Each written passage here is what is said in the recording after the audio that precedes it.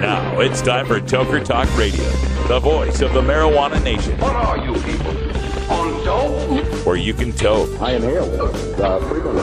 Or you can talk. I experimented with marijuana and didn't inhale. Or you can toke and talk. 10 federal criminal penalties for possession of up to 1 ounce of marijuana. While we talk about toke on Toker Talk Radio. So, by the way, when it comes to pot, if you're 40 years old, you live in a log cabin in Oregon, you got 12 giant pot plants in your backyard, have a ball. Live from beautiful Portland, Oregon at Rolla J Studios.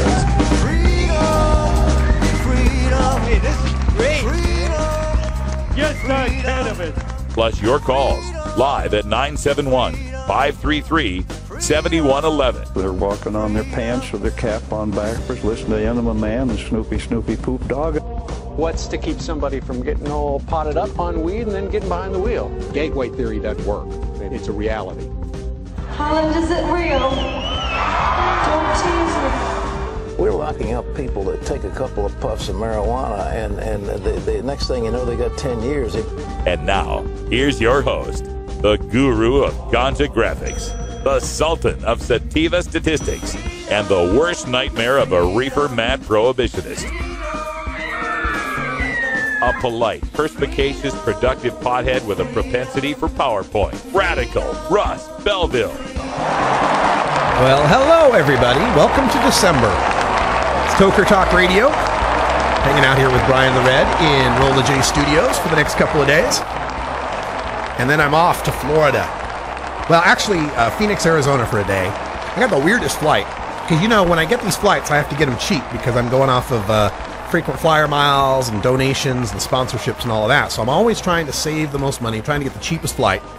And the cheapest flight I could get to Fort Lauderdale, Miami. Cheapest flight I could get to Miami was one that leaves like Wednesday morning at 10, lands in Phoenix. Then there's a 9-hour layover before an overnight flight from Phoenix to Miami. And I get to Miami like Thursday morning. Right. That's just weird, man. So for the 9 hours I'm going to be in Arizona, I'm going to hook up with Johnny Rohr and Electric Bob and Bago Schwago and some other folks. We'll head out to the Lax Lounge, I think. They had me there once before for a show, so maybe they'll have me there again. And we'll do a live show from the Lax Lounge. It'll be pretty cool. Either that or the airport. Or the airport. One or the other. That's right. The Sky Harbor International Airport. That's right. Well, I want to go back to this story I just finished on, this whole, oh my God, we're going to have undercover narcs going to the pot shops. Oh my God. Oh no, we're going to be trying to protect people and uphold the laws that we fought for. Oh no! What have we done to ourselves? Hey, stoners don't follow rules, man. Stoners, it's stoners. Rules, laws, man. That's it, though. I didn't vote for laws. Yeah, you did. Yeah, you fucking did. And I think you're onto something, though. I think that's part of it. I think for so long, we have been the outlaw community that some people are stuck in an outlaw mindset. Yeah, no, shit. I still, whenever I hear a siren, I look, yeah. Make sure it's not coming at me. It's, it's been built into us to think like outlaws, just like you said, but we can't anymore. We have to start thinking, oh, we are citizens now. There you go. And that's the thing. They need to start realizing we've always been citizens. Yes. Well, anyway. But looking at some of the responses to this, it's interesting. I got a response from one guy that says, make them, and I suppose them is the state, make the state waste $10 per hour per narc they're spending on the program. After all, college students, even ones dumb enough to be interested in law enforcement, need all the work they can get. It can't exactly tell if that's sarcastic, but I'll address it as if it is. It's not a waste of $10 an hour per narc to enforce the laws. The purpose of spending that money will be to enforce the laws. And I've read a couple of other comments on this and other places that have reported on it that have framed it in the idea of, well, now that the cops don't have stoners to bust to make their money, they're gonna have new jobs in doing underage narc. Yes, that's what law enforcement is. Enforce the law. That's their purpose. It's what they've always supposed to be doing, but they, instead have just been targeting people lately, but now they got to actually start doing a job. Yeah. And so this is frustrating to me. You people have a problem with people doing a job? Yeah. I would love to do a job. Right. And you know, as an 18 to 20-year-old college student, that'd be a great gig. Yeah, it's a good job. You It's know, a good job to especially have. if you're, you know, one of those already believe straight line, you know, don't want to do anything until you're over a certain age or whatnot, you know. I just want to make sure that as legalization rolls out and these regulations exist, that we don't find our community in the same spot we found them throughout medical marijuana, which was we come up with these rules and regulations, and then we do everything in our power to wink, wink, nudge, nudge our way around them, to get people through loopholes, to whitewash or diminish any abuses that are going on, to never offer any suggestions about how to cure some of those abuses. No, we're fine with it all, you know, going on by the down low and being unregulated. Well, that's just not going to fly as we get this legalized. It's just not going to work. You know, people could maybe, you know, look the other way when let's say a grower in Southern Oregon is growing hundreds and hundreds of plants and bragging about it in the newspaper about how he pays people to harvest them and charges people $150 an ounce, when the law specifically says, A, that's too many plants, and B, you can't charge people, and C, you can't pay people. But, you know, people have a little sympathy for the guy because they'll go, well, he was helping sick people. And there is no dispensaries, at least at that point. There are no dispensaries. And boy, you know, they are sick people, so they really needed help. Well, that kind of simply is not going to exist when they bust the guy growing 400 plants for recreational purposes. Yeah. People are just going to say, oh, you're breaking the law. You're trying to evade taxes. You're trying to evade licensing. You're trying to evade regulations. This outlaw mentality we have in this community could sink this nascent legalization if we are perceived by the public as playing yet another wink, wink, nudge, nudge game with the regulation of marijuana. We can't have it both ways, Governor. Can't have it both ways. Yeah. So, you know, we want this to be a transparent business. I want it to be. If it's going to be fully legal, we need it to be out in the open, you know, and fully regulated, and to have people who have jobs to keep it regulated and make sure people are doing their job and not selling to minors. Yeah. Plain and simple. That's pretty simple. All right, we're going to take a break. We're going to come back. We got, oh my God, Chris Christie in New Jersey, that execrable, obese turd. We're going to talk about him. So get your waders on and take a herbal anti-emetic. You're going to need it.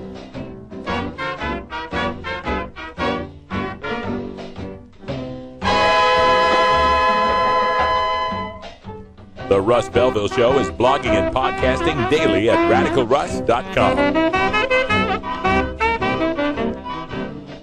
Hey, Tokers and Tokettes, Radical Russ here to introduce you to my friend Matt and all the staff at Lush LED Lighting. Growing plants indoors can be a rewarding hobby, but electricity bills can go through the roof. Then you have to cool down all those big hot lights. It can drive a grower insane. With Lush LED lighting, you can solve many of these issues and double your rewards. If you thought LEDs were meet the tech of today, Matt and his scientists have developed the perfect light for flowering plants with far less cost and heat. And the results? Let's just say I appear at a lot of events with the masters of indoor horticulture, and the harvests I saw from Lush LED lighting were big, tight, sticky, and very effective. Check out LushLEDlighting.com right now and tell them Radical Russ sent you. Double your rewards and lower your expenses with Lush LED Lighting. I'm Radical Russ Belville, and I want to thank you for listening to 420 Radio. We couldn't survive without you and our sponsors, and I'd like you to check out one of our prime sponsors, the National Cannabis Coalition. I've been working with NCC since June of 2012, and I'm proud to be part of the team they have assembled. National Cannabis Coalition is building the partnerships with reformers, lawmakers, and industry we need to be successful. Visit the National Cannabis Coalition website at nationalcannabiscoalition.com or the easier-to-remember ncc420.com. That's where you'll get the exclusive first look at my radical rants, as well as informative articles from the nation's top cannabis pundits. Visit ncc420.com today, and if you have your phone handy, text Russ to 420-420 to support NCC and 420 Radio. It's a free text message that helps us help you end adult marijuana prohibition. Learn more at ncc420.com, and thanks for supporting independent marijuana legalization public radio.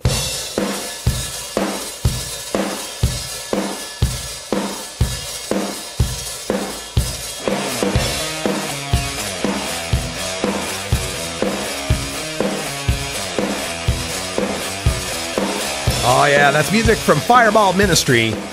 King is the name of the tune. Welcome back. It's Toker Talk Radio, where you can toke, you can talk, you can toke, or talk. You can toke and talk while we talk about toke.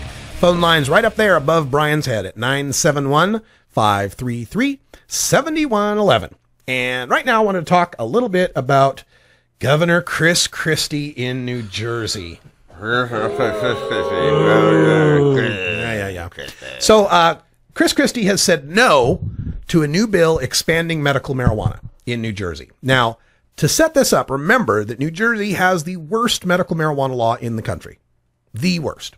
It has a very severe list of qualifying conditions, very strict list, and you can only get on that list through a doctor recommendation, and only if your doctor has registered with the state for the privilege of talking about medical marijuana. Mm-hmm. That's right, doctors. Yeah, so not only do you have to get a special, recommendation, the doctor has to get a special doctor's note. Yeah, the doctor has to have a doctor's note to be a doctor.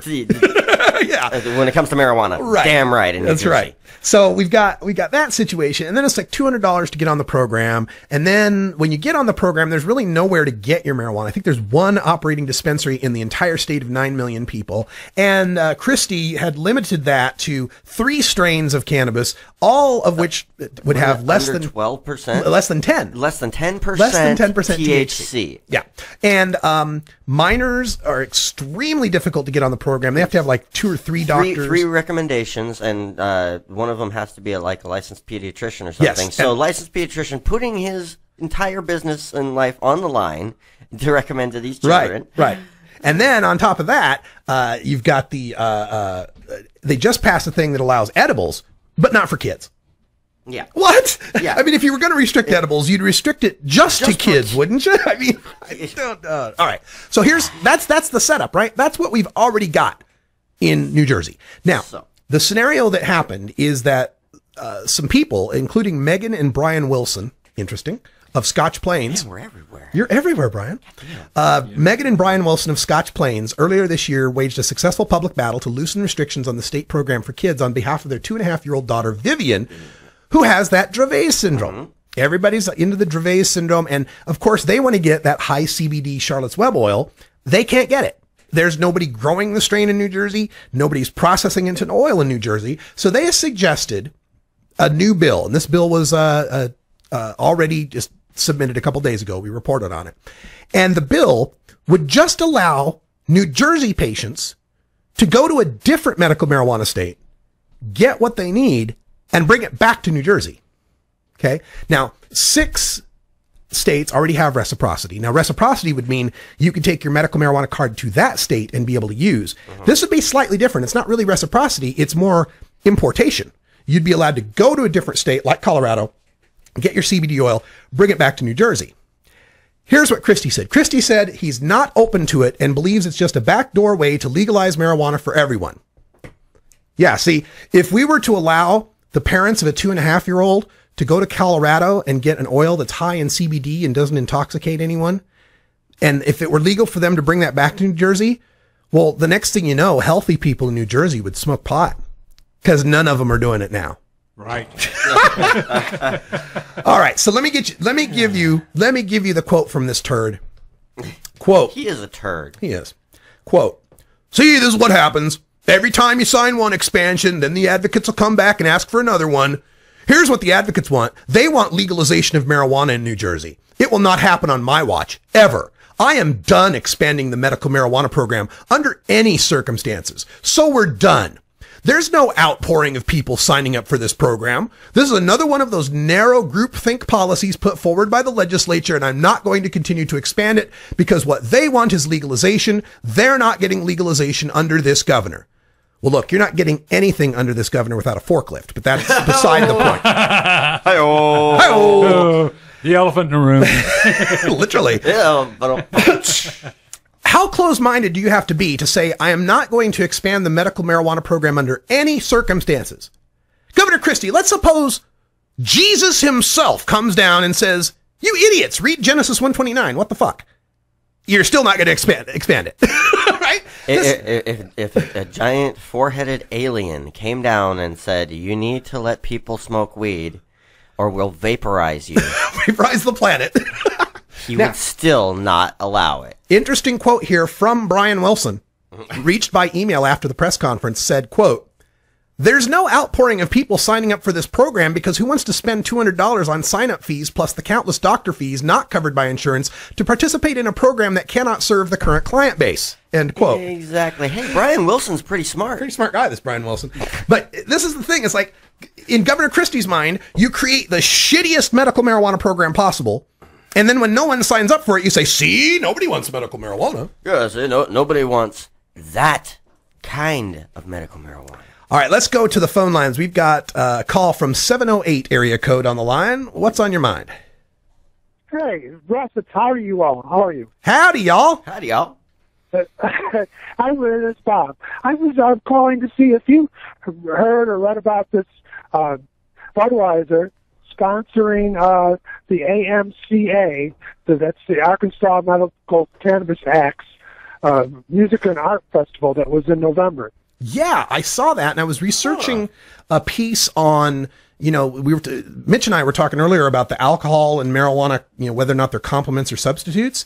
And while I was researching that, I found that because, in the past, alcohol industry has been really strong supporters of things like Partnership for a Drug-Free America. But now, at least in Arkansas, at least in the state level, it seems the Budweiser distributor there sees some value in promoting medical marijuana and helping to support our efforts. So, again, a major sea change in what's going on with the perceptions of marijuana.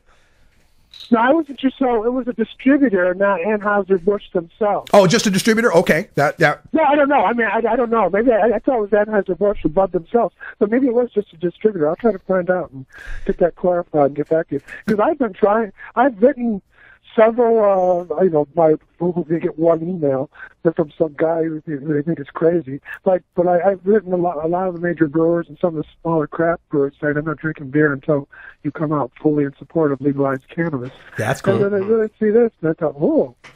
Well, I'm sure there was no connection, but that was fun to see anyway. Yeah, and judging just from the past, you go back to 2010, and the California Beer Distributors, or whatever their acronym is, they actually contributed millions to the anti-Prop 19 campaign. I don't know if it was millions, maybe it was just thousands, but they contributed a lot to the anti-Prop 19 campaign. But now when we reach out to get comments from them on, what do you think of legalization? They're all taking a very non-committal, neutral, politically correct, we don't, respond to this or whatever type of statements. So it seems like they recognize that, I don't know. I don't know how they're reacting to this. I think that they may think that opposing legalization hurts them more politically than supporting prohibition helps their bottom line. That's just a guess, though.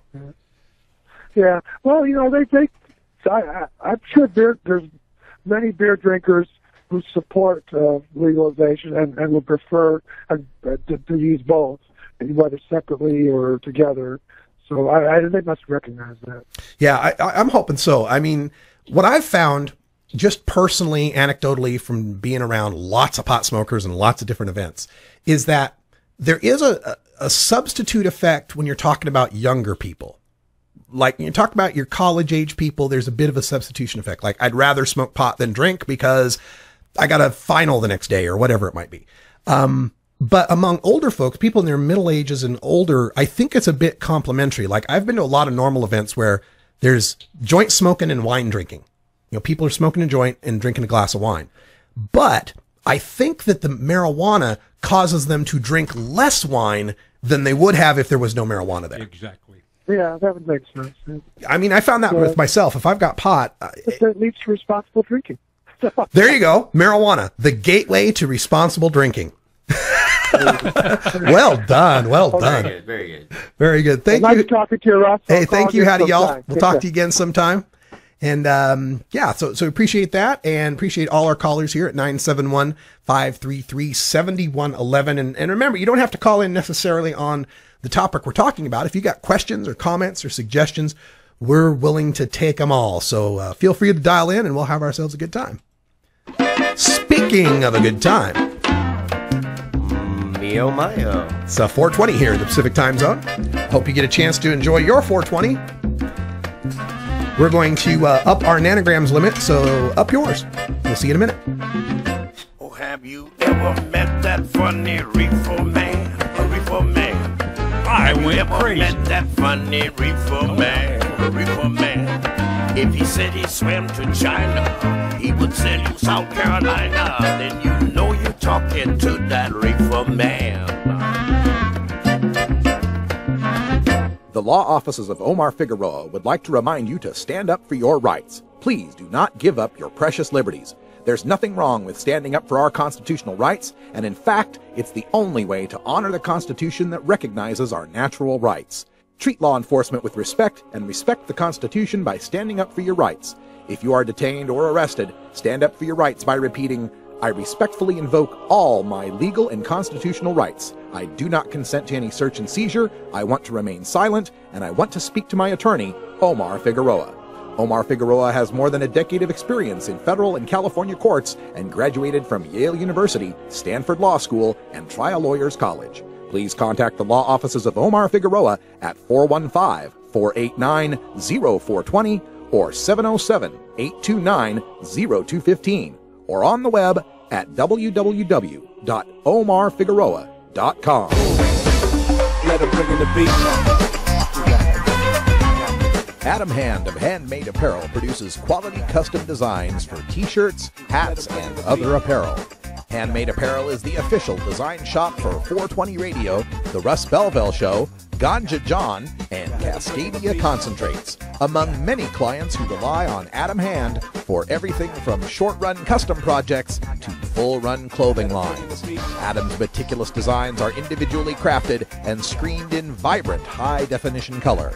Visit handmadeapparel.biz to browse the selection of handmade gear or to get a personal quote for your own designs. Handmade Apparel, a proud supporter of 420radio.org.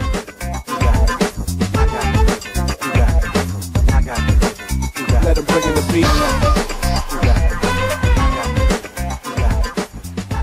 420radio.org presents Toker Talk Radio, the voice of the marijuana nation, featuring Radical Russ Belville live every weekday at 4 p.m. Pacific with replays at 7 p.m. Pacific, right here exclusively.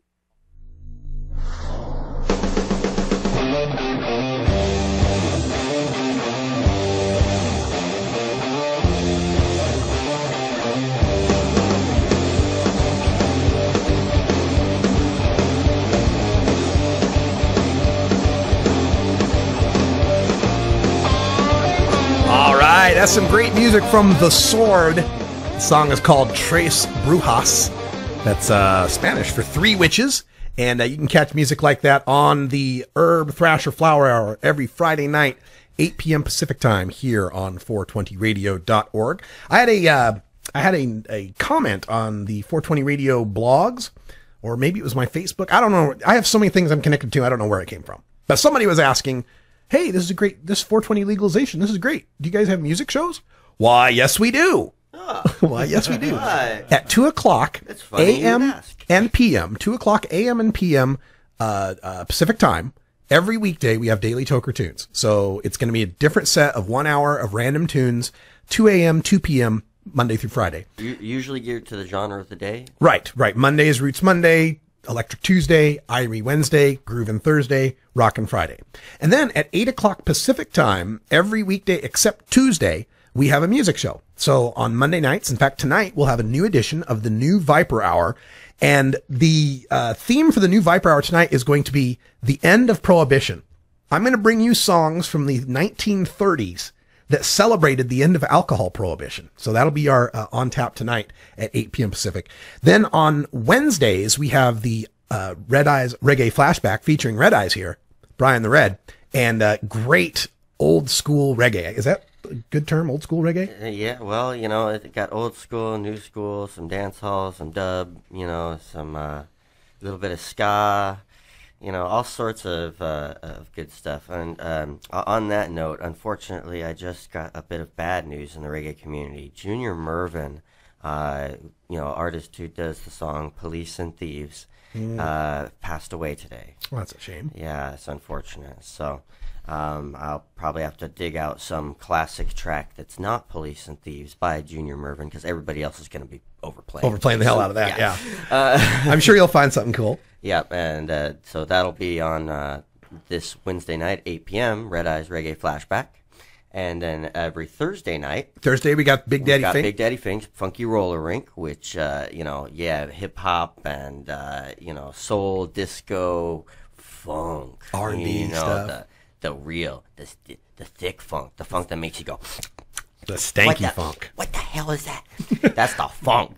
And then on Fridays, we got Herb Thrasher Flower Hour, 8 o'clock to 10 o'clock, 2 hours of metal, mayhem, marijuana, and some alt country. In fact, this last weekend, we played some Wayne Mills tunes. This Wayne Mills is this cat who's this outlaw country guy who never made it to like the top level. Mm-hmm. Like he was at that level right below the guys that break out and become stars. Mm-hmm. But a lot of guys that broke out and became stars opened for this guy, like Blake Shelton and gotcha. Shooter Jennings and such. So we even play some country from time to time. You just have to check it out. If it's fast guitar, we'll play it. Or plays it.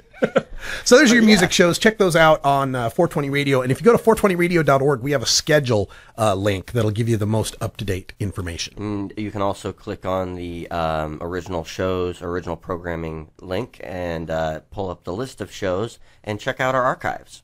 Right on. All right, I wanted to get to some news here that has nothing to do with marijuana, but I'm going to make it have something to do with marijuana, because that's what I do. The Supreme Court on Monday declined to wade into the constitutionality of Obamacare's employer mandate. The High Court rejected a petition from Liberty University which challenged the law's employer coverage requirements, individual mandate, and contraception coverage requirements. A lower court upheld the law in Liberty's case.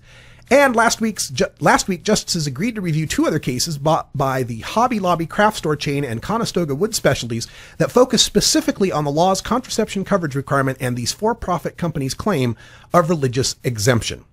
All right, let me translate this for you. There's, you got Obamacare. You got this Affordable Care Act that has passed. It passed the House and it passed the Senate. It got signed into law and it got reviewed by the Supreme Court and found to be constitutional, and it got attempted to repeal by the House Republicans about 40, 50 times, and it's withstood every challenge. It's the law. Now, part of this law is that there's levels as to what healthcare coverage, if you're going to offer healthcare, it's got to have some basics to it. And part of these basics is to offer contraceptive coverage, primarily to women, right? Birth control pills and the like, right? Now, some of these companies, these Hobby Lobby and Conestoga Wood Specialties, they want to offer insurance coverage that doesn't include contraceptive coverage because they think women who use contraception are immoral sluts who must be punished. Well, that's not explicitly what they say, but that's the mindset behind these kind of things. Because everything else that a person might want to do for healthcare with any other part of their body, their spleen, their lungs, their liver, their heart, their brain, their skin, whatever, we're going to cover that. But your uterus, oh God, no, we can't cover your uterus because you might be a slut that needs to be punished. And I, for one, am just sick of this thinking, this idea that there should be a religious exemption from doing your job. How many times have we heard this before with doctors? I don't want to have to, perform an abortion. I don't want to have to give anybody birth control. Well, then don't be a fucking doctor. You want to be a pharmacist who doesn't give out prescriptions. That's ridiculous. I mean, how far does this religious exemption bullshit go? Are we going to have vegan waitresses at Hooters that refuse to serve you chicken strips? Are we going to have Muslim bartenders that refuse to serve alcohol? Are we going to have Jewish deli owners that, well, we do have that. But still, you get my point. You get my point here is like this idea that you can claim a religious exemption. And what really burns me on this is these guys want to claim a religious exemption because they don't think women should be given birth control coverage, but they would probably shriek in horror at the idea of Rastafarians having a religious exemption for their religious use of their sacrament. Funny how that respect for religion kind of evaporates when it's not turning out the way you want it to turn out. So I'm really glad that the Supreme Court came down on the side of women today and have protected their coverage, their contraceptive coverage. It's especially egregious when a lot of these people that are, a lot of these companies that are bitching about contraceptive coverage also cover Viagra. They're more than willing to pay for the boner pill for the man to get the woman pregnant, but they don't want to pay the woman, don't want to cover the woman trying not to get pregnant. And that just shows you how patriarchal and what BS this society puts women through. And I told you I was going to tie this to marijuana. Here's the tie. The tie to marijuana here is that women fighting this battle, and I shouldn't just say women, civil libertarians fighting this battle for women to help their healthcare coverage continue to be covered, continually use the idea that get your laws off my uterus. It's my body, my choice. It's my right. Well, how does that right to your uterus not apply to my right to my lungs and mind? I think everything that's ever been cited to support the constitutionality and the privacy rights of people using contraception, birth control, abortion, anything you can cite that backs that right up has to back up the right to smoke pot. U.S. out of my endocannabinoid system. There you go.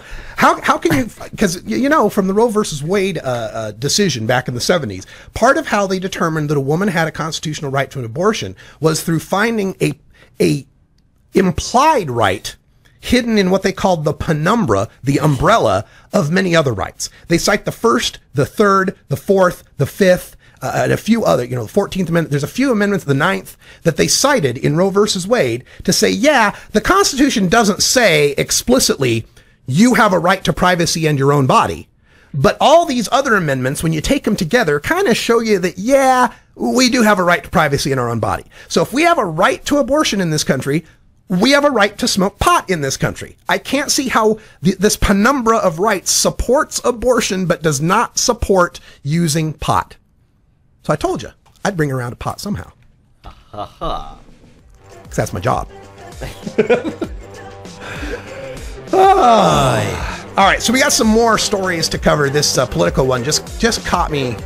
I was just thumbing through, but there's some other direct marijuana stories I want to talk about, including the link between the stock market and marijuana legalization, and a stupid stoner story. So stay tuned.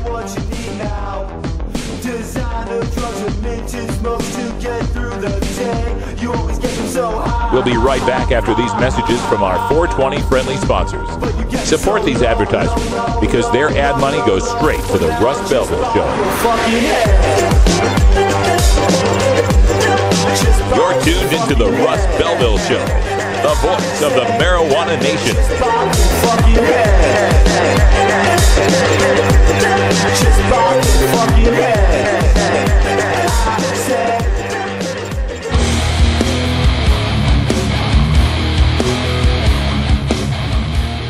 You know Herb Thrasher from the Herb Thrasher Flower Hour. Now get ready for Herb Age Designs for the proud cannabis consumer.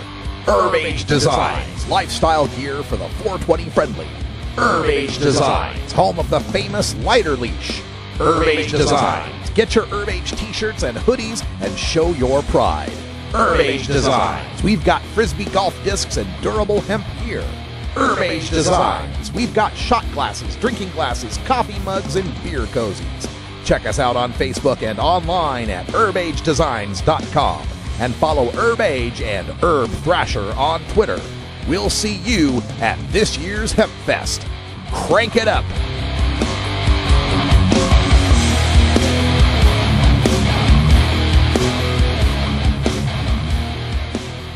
What makes something funny? How does humor impact health and psychological well-being? There's no good reason to get your dog stoned.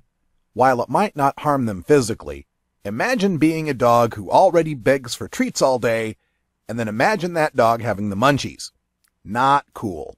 Yeah. One more time, y'all. You be chilling with the dirtball, the reptilian. Let me guide you into the banging face. Street corner, suburb, rock it out. One time. The record party is a turn your body out and make a naughty hardy harder than a summer drought. My brick house, I got unbelievable crowd. You could never blow it down. It ain't feasible now. They got the cotton mouth for giving. All right, that's music from the Dirtball with We Bangin'. Of course, Dirtball now in the Cottonmouth Kings lineup. Check them out on tour somewhere. Got a story coming in on the flux capacitor. Let's turn back to our 1920s radio reporter.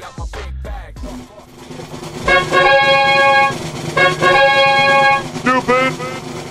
Prohibition! Stories. As a public service, the Russ Belville Show reminds you that smoking marijuana does not make one stupid. However, some stupid people do smoke marijuana, and prohibition is always waiting for another victim. Learn your lesson from today's stupid prohibition stories. With your stupid prohibition stories, I'm old-timey 1920s radio reporter Freddie Farrak. From WenatcheeWorld.com, marijuana confiscated after domestic violence call. A call for help in a domestic violence incident Saturday in Quincy ended in the confiscation of 17 pounds of harvested marijuana and 60 growing plants.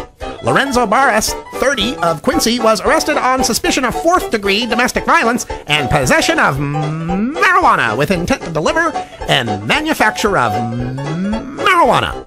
The call for help came at about 4 p.m. When deputies arrived, the release said they saw what they suspected to be marijuana and obtained a search warrant for the house. Deputies said the street value of the harvested marijuana was about $13,500. Deputies said the amount of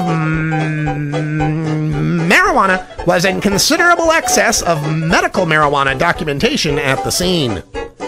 I'm Freddie Farrak with your stupid prohibition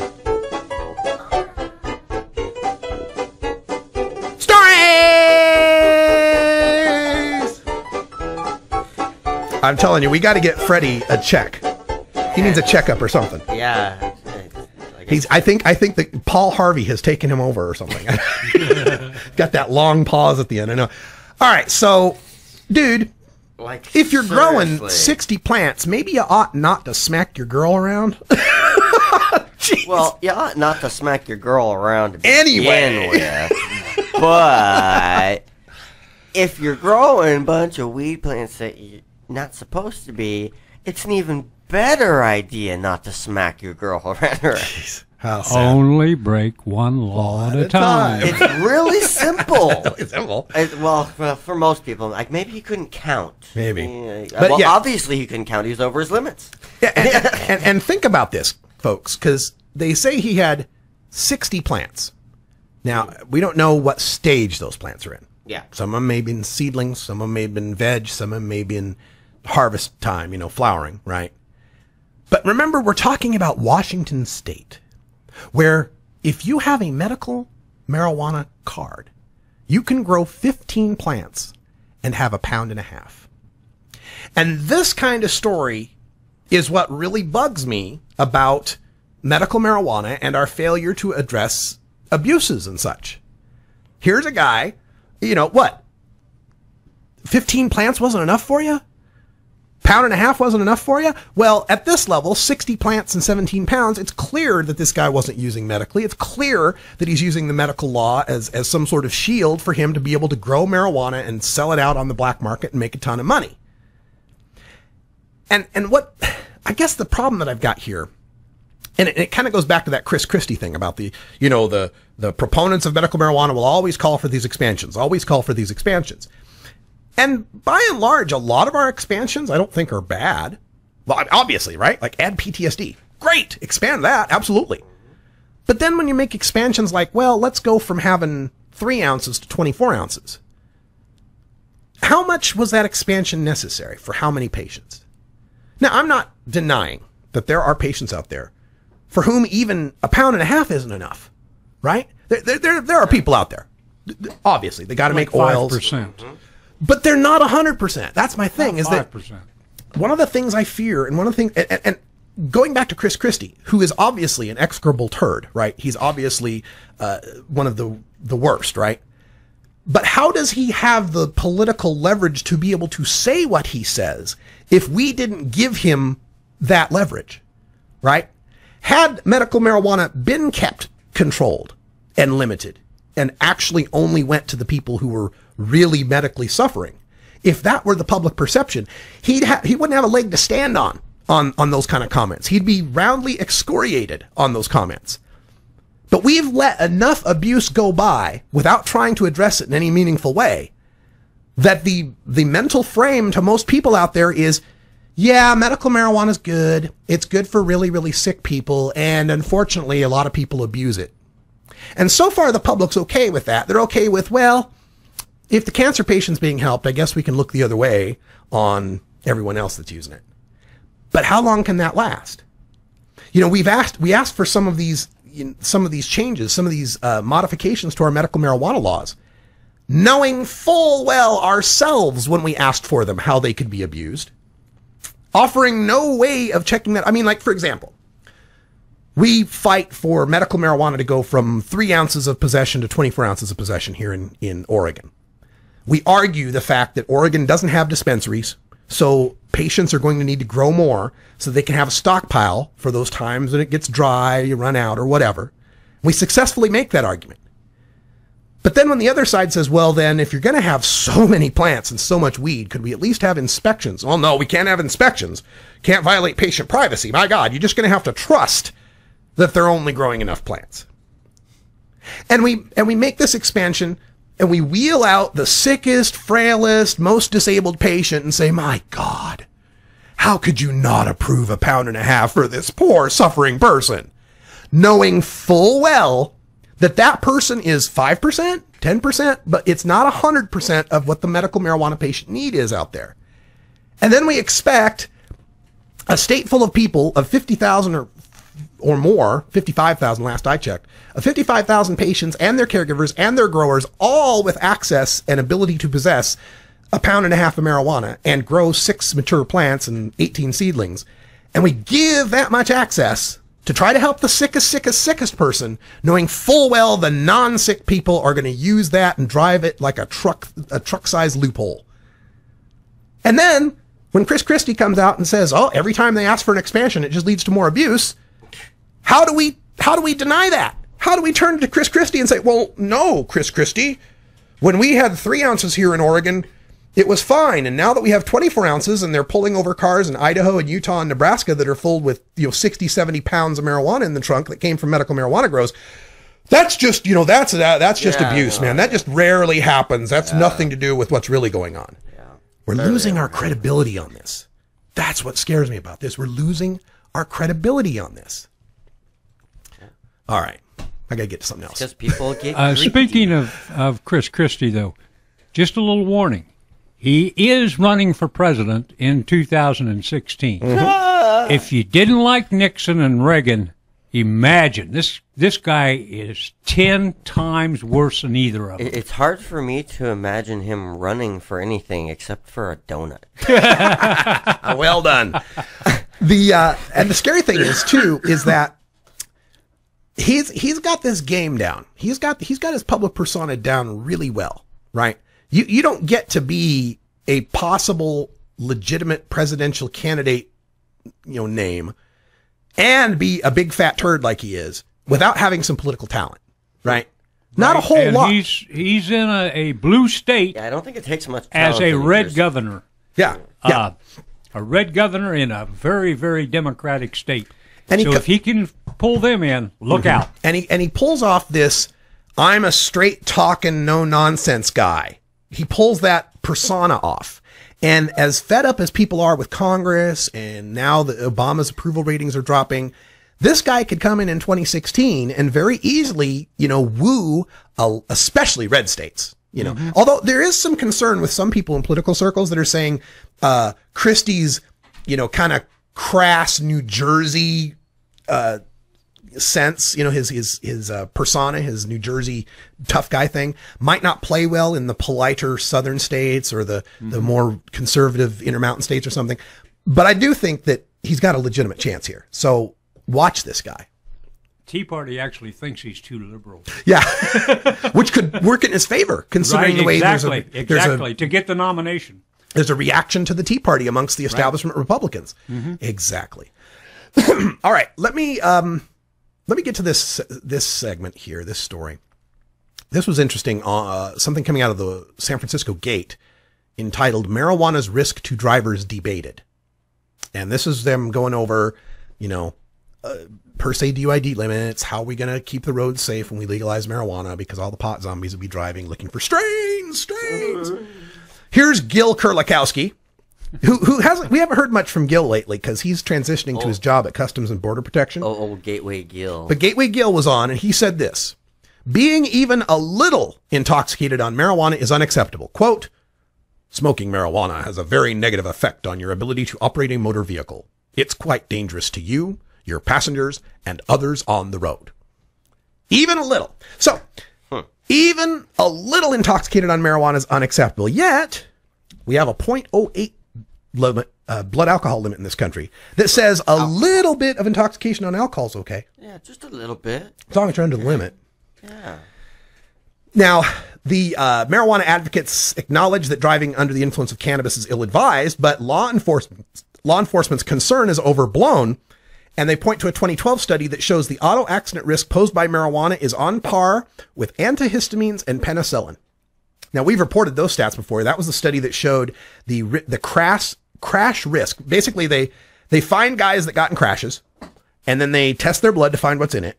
And from there, they can find what's your risk of being in a crash compared to a sober person. And they found with marijuana, it was 1.81 to 1. So you're about 81% more likely to get in a crash if you've smoked marijuana. If you have marijuana in your system, let's be clear, not necessarily that you just smoked it, but if it's in your system, you're about 81% more likely to get into a crash. 1.81 to 1, where a sober driver would be 1 to 1. But they found that with antihistamines, it was 1.93 to 1. You actually had a greater chance of being in an accident if you had used antihistamines. Penicillin came out similarly. I think it was like 2 to 1 or something. Oh, wow. But antihistamines and penicillin had as much crash risk or more crash risk than smoking pot. Now, the other drugs that we found, narcotics, amphetamines, and others are in the 3 to 4 times the crash risk, right? 300% to 400%, 3 to 1, 4 to 1 in that area. Alcohol is 13.64 to 1. 13.64 to 1 with alcohol, 1.81 to 1 with marijuana. You're about 11 times, 10 times more likely to get in a wreck if you got alcohol in your system than if you got pot in your system. But with alcohol, we seem to accept that there are going to be public places where people go to consume it. And when they go to these public places, there'll be these big parking lots where they can park their car while they consume the alcohol. Now, we tell them they should have a designated driver or catch a cab, but who wants to bet all those cars in the bar parking lot are being driven by a designated driver? Who wants to make that bet? Anyone? Anyone? Anyone? No, didn't think so. So we seem to accept as a society that there will be public places to consume a dangerous drug that leads to a 13 times greater risk of auto crash. And we allow people to drive their cars to these places, and we expect that some of them are going to be driving away from these places. But it's marijuana we got to worry about. It's the marijuana that's the scary thing. That's the one we got to worry about. Well, of course, it grows out of the ground. It's everywhere. It's a weed. It's going to take over the planet if we let it. Now, one of the points that law enforcement made on this, for Colorado, they said, while traffic fatalities in Colorado decreased 16% from 2006 to 2011, deaths involving drivers testing positive for just marijuana increased 114%. Let me show you why this is a bullshit statistic. Okay. First of all, quite right. The overall traffic fatalities dropping 16%, comparing to just drivers who are positive for just marijuana increasing 114%, is a big question of scale. Like, if there was only 2 drivers that wrecked from marijuana and it went up to 4, oh my God, it doubled, right? But still, it's just 4 drivers. When we compare that to the overall arrests and the overall traffic fatality decrease, well, when we come back from break, I'll show you why that's an important thing to look at. Stick around. We'll be right back after these messages from our 420 friendly sponsors. Support these advertisers because their ad money goes straight to the Russ Belville Show.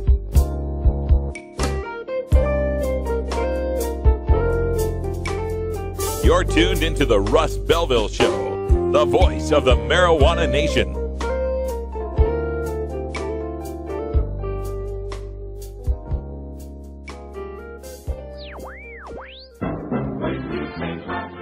Marijuana and alcohol are the 2 most popular recreational drugs in America. Marijuana smoking is non-toxic, relatively safe, and has a low risk of dependence.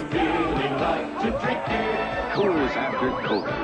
Alcohol drinking is potentially fatal, dangerous to society, and is quite addictive.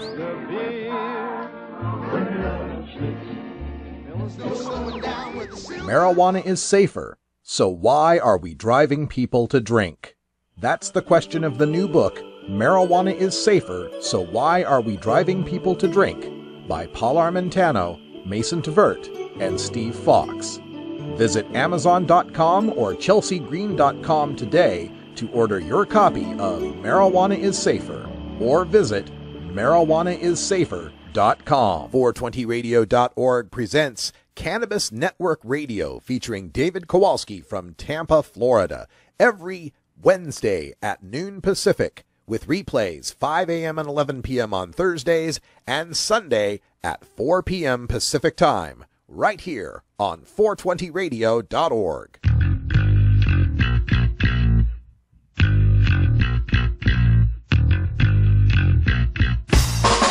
I'ma pack my things, spread my wings, open my third eye wide and see what dreams bring. That's some Pacific Northwest music for you. Iron Mike 206. 206, of course, the Washington State area code, with the tune Spread My Wings, right here on Toker like Talk some Radio. Northwest grooves on that. Right. Digging that. All right, so I promised you I'd tell you why those statistics were bullshit. Here's why. Traffic fatalities have decreased over 5 years. They've gone down by a sixth. Okay, so out of 6 people who would have died on the roads in 2006, only 5 have died on the roads in 2011, proportionally speaking, in Colorado. Overall, traffic fatalities have decreased. And then they want to scare you by saying deaths involving drivers testing positive for just marijuana increased 114% during the same period. Okay, so in the 5-year span from 2006 to 2011, there were fewer people dying, but more of the dead people had marijuana in their system. That's all this has told us. The important measure is fewer people are dying. And here's why that statistic is bullshit, is because he's taking it in a vacuum. Yes, maybe more people who got in wrecks have cannabis in their system. Did fewer people get in wrecks with alcohol in their system? Or prescription drugs in their system? That is to say, did the expansion of Colorado's medical marijuana make it possible for people who wanted to have a mind-altering experience, make it possible for them to choose marijuana instead of alcohol or these other drugs? And by doing so, the deaths that would have occurred on the roads from the alcohol and other drugs aren't occurring anymore. So yeah, more people have, the proportion of people that are dying, more of them are dying with marijuana in their system. But overall, there are fewer people dying. That should be our overall goal. Fewer people dying. Now, they also say the toxicology tests, that the THC tests now in Washington State, 42% of them are coming up positive for THC, whereas last year it was 26%. Again, a statistic in a vacuum, because it doesn't tell us how many more tests have you ordered. How many more situations where in the past you might have had a driver who was impaired and you didn't really care too much about the blood test because you already had him on the dash cam. You already had him failing the sobriety test, so you just took him in then. How many of those now lead to a blood test because 5 nanograms equals an automatic conviction? See, we've incentivized, for the police and for law enforcement, we've incentivized the taking of blood. So yes, there's going to be an increase in more people's blood that turns up positive for THC if you've incentivized going after the people who have THC in their blood. A simple example. Cop pulls over a car in 2010 in Seattle. It's got a Grateful Dead sticker and a fish sticker on it. Guy's got long dreadlocks and smells like weed. If they had him on the dash cam, if they had him on the sobriety, check, that would be all they need. They just go on with that. But now when they see those dreads, when they see that dead sticker, they think, aha, there's somebody that I can test for THC. So we're getting more tests for THC coming back positive. Not a big surprise when you've incentivized the taking of tests for THC. So this is why it's all bullshit statistics. What we know as a fact is that driving deaths in Colorado are significantly down, and driving deaths in Washington State are significantly down. And that's the important measure. The other important measure is the fact that, at least in Washington State, they haven't pulled over any more drivers for impairment. They say about in Washington State, on an average year, they get about 20,000 impaired driving stops. This year, after 6 months, they're up to about 10,000 impaired driving stops. So they're stopping the same number of impaired drivers, which to me says they're not seeing more impairment on the road. Because unless we're talking about the extreme case of the cop who's, looking very carefully at the cars going by at 55 miles an hour, whether or not they have Grateful Dead stickers on them. Assuming that's not the case, let's just go with the idea that the cop is sitting there doing his regular patrol, looking for people that are weaving or speeding or whatever. They're not seeing any more of that. The roads are not getting more dangerous because marijuana's become legalized. It's become less dangerous. Now, will we find more people in traffic accidents with marijuana in their system now that it's legal? Of course, because now you can use it. But again, these blood tests aren't telling us that someone was impaired. They're just telling us that someone has used it. And unless a blood test is coming up over 100 nanograms, it doesn't tell us how soon they've used it. The way THC works when you smoke it, you get an initial spike within the first minute to 5 minutes that will go above 100 nanograms per milliliter. Just way spike in the first, minute to 5 minutes. After that first 5 minutes, it begins to decline rapidly to the point where after an hour, almost everyone who has toked will be below 5 nanograms. Now, it's not everyone. There are chronic tokers like me and Brian and medical marijuana patients and such that won't be below that. But for the vast majority of people, they will. And the other thing to consider too about the 5 nanogram thing is that tokers who've already been toking for years and years and years have already been driving and they've already been getting away with it. But when you legalize, there's going to be a new set of tokers. People who never toked before, but now that it's legal, want to give it a shot. And those newbies are the ones that if they're over 5, they're probably too impaired to drive. So the law was kind of written, in my opinion, with a focus on who would be the new cannabis consumers and who would be the most dangerous ones we need to deal with. Now, it's still a terrible standard. There shouldn't be any number standard with regards to THC in blood because it's not a dose-dependent relationship. It doesn't work like alcohol. Somebody can have a lot of THC in their system and be unimpaired. Another person can have a little THC in their system and be really impaired. And you can't really predict it based on weight or gender or age or amount of use or anything, really.